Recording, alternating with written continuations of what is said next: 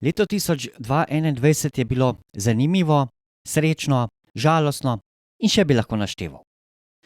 Bilo je tudi leto, ko sem začel objavljati na tem YouTube kanalu.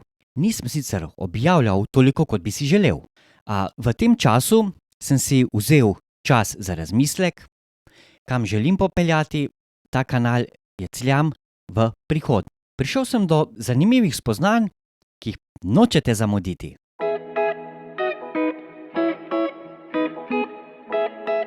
Na kanalu ste si do danes lahko gledali že kar nekaj videoposnetkov o mojem razmišljanju glede jecljanja, o pogostih vprašanjih in tudi odgovorih na tematiko jecljanja ter intervju. Intervjuji niso šli ravno v smer, ki sem si jo želel, zaradi takšnih in tudi drugačnih razlogov. Intervjuji pa bodo še vedno del programa kanala Jecljam. Kaj želim spremeniti v letu 2022? Seveda, eden najbolj očitnih načrtov, želja je, da bi objavljal več, kot sem do sedaj. Tako imam v načrtu, da bi objavljal enkratno ali celo tudi dvakratno na teden, kar nekje mesečno nanese 4 do 8 objavljenih videoposnetkov. Seveda, moj optimističen pogled oziroma moj optimističen cilj pa je nekje tam okoli 10 do 11 objavljenih videoposnetkov na mesec. Kako bom to dosegel? Z raznovrstnimi tematikami, ki pa kljub vsemu pašejo na ta kanal. Seveda bo potrebno malček spremeniti oziroma narediti določene playliste oziroma sezname predvajanja za te posamezne tematike. Vas zanima, katere so te tematike in katere so novosti na kanalu? Zaradi lažjega iskanja določenih tematik in tudi zaradi raznovrstnosti videoposnetkov na tem kanalu bom uvedel naslednje tematike oziroma naslednje sezname predvajanja. Jecljajoče novice, bralne urice za otroke, razmišljanje na kavču, ki ga vidite tamle zadaj, intervjuji ter seveda tudi jecljanje. Kaj mislim s temi tematikami? Vam bom sedaj bolj podrobno razložil. Jecljajoče novice. Jecljajoče novice bodo novice iz celega sveta ali celo iz naše države, ki se meni zdijo pomembne v danem obdobju snemanja teh novic. Posebnost oddaje bo seveda moj komentar na te novice ter tudi sama grafična podoba oddaje. Ta bo zelo zanimiva. Zakaj tak naslov teh novic? Ja, čisto preprosto, predvsem zato, da se pritegne pozornost ter ker bom te novice predstavil jaz osebno. Torej, oseba, ki jeclja. Prva epizoda Jecljajočih novic bo objavljena 23.1.2022. Tako bojo novice objavljene vsako nedeljo od naslednje nedelje naprej. Bralne urice za otroke. Branje je ena izmed vrlin, ki so pomembne za nas jecljavce. Saj tako vadimo naš govor in tudi izboljšujemo seveda naš besedni zaklad. Zakaj bralne urice za otroke? Stare, slovenske pravljice gredo kar nekako v pozabo.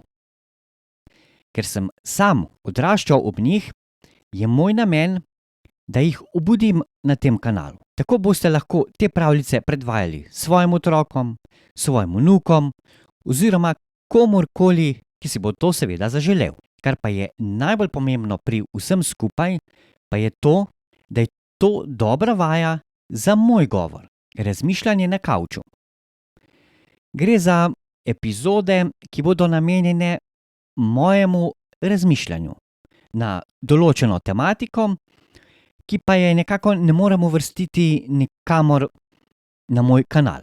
Bo pa to vedno aktualna tematika, ki se bo zdela meni osebno zelo pomembna in tudi za katero menim, da je o njej potrebno govoriti. Ta razmišljanja pa bodo lahko kratka, 2 minute, 3 minute, 5 minut ali pa dolga, 10 minut, 15. Res, to je čisto odvisno od tematike. Intervjuji.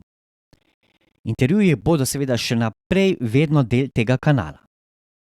Kot pa sem vam že na začetku omenil, bi si seveda želel, da bi objavil več intervjujev.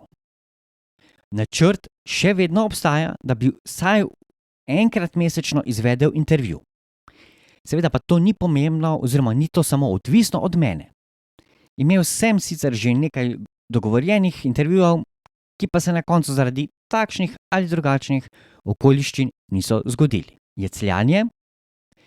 V rubriki Jecljanje bodo bili še naprej objavljeni seveda vsi videoposnetki, ki so vezani na samo jecljanje, torej ki govorijo o samem jecljanju in vse, kar je povezano z njim. Če vam je današnji videoposnetek všeč, dajte ga lajkat, subskrbite se na kanal, saj seveda tako pripomorete k izboljšanju algoritma tega kanala in s tem bo ta kanal YouTube lahko priporočil še mnogim drugim ljudem na tem platformi. Glede na vse zadane cilje v letu 2022 me boste sedaj še pogosteje slišali in pa tudi videli v letošnjem letu.